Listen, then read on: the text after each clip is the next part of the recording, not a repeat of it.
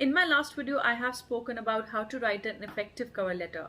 Today, I am going to take you one step ahead in your job hunt and will be talking about how to write an effective resume.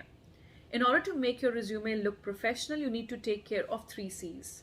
First, your resume needs to be concise. That is, your resume has to be of maximum one page if you are an international student without any experience. Somebody who is having extensive experience should have a resume no longer than 2 pages or 2.5 pages. Second, your resume needs to be clear. You need to make your resume easy and readable for somebody for the first time trying to understand who you are and what you do. Make sure your resume has a proper format and proper execution, which we are going to talk about in next few minutes. Third, your resume has to be in correspondence with the job that you're applying for. Now, moving on, I'll be talking about the resume for two kind of people. One, for our international students who have recently graduated from Canada and are looking forward to jobs. First point has to be you need to write in the header your name, your address, your email ID and your phone number so that the recruiter, the moment he sees your resume, knows where do you live and what are your contact details. Moving on, in the body of the resume, you can either begin writing about your education, which you have recently, from where you have recently graduated, what you have done. Then you can move on to your part-time work experience, mention your part-time work experience, what you have done, and also if you wish to write the duties that you have been doing in this part-time experience, please feel free to write those as well as in bullet points. One important thing when you're writing about your experience you have to keep in mind is the duration.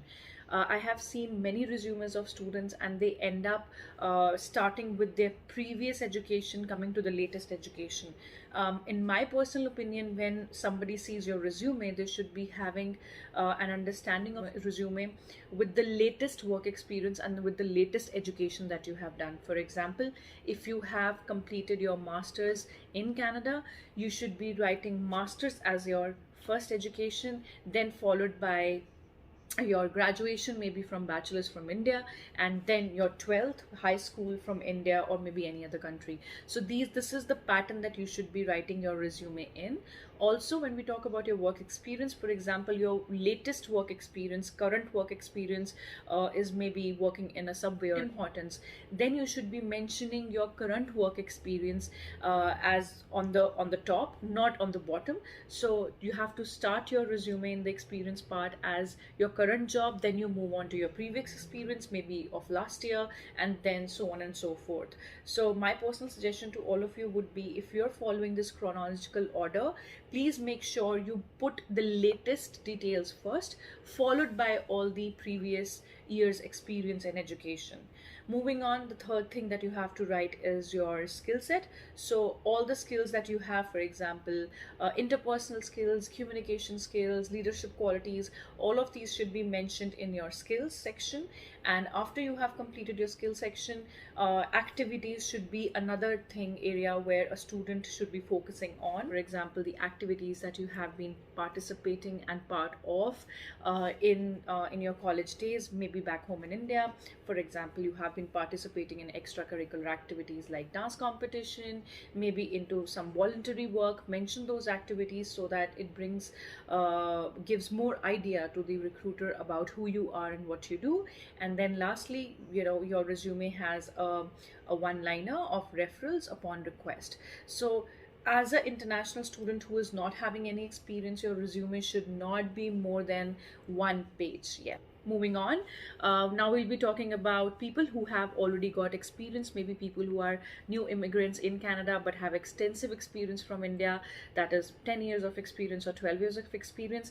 For those people, I would not suggest you to start with your resume on education, because you definitely have extensive experience to show to the recruiter when he sees your resume.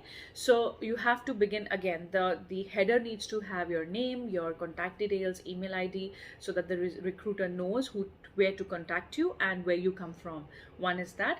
Moving on to the body of the resume, you have to make sure that your resume begins with your skills, and you will be mentioning your skills, as in, for example, 10 years of extensive work experience in B2B sales, or 10 years of work experience into team handling. Just writing your skill set, like 3 bullet points, which gives like an opening to your resume, and then you move on to mentioning your work experience. Now, because you have extensive work experience, so you will be writing about your work experience, starting with your current job that you're doing right now, mentioning 3-4 job duties which are corresponding to the job vacancy that you're applying for, and then you will be writing about your education.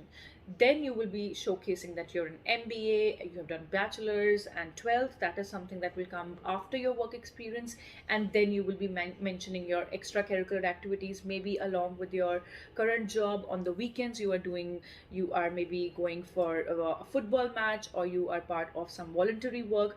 Definitely mention that in your activities.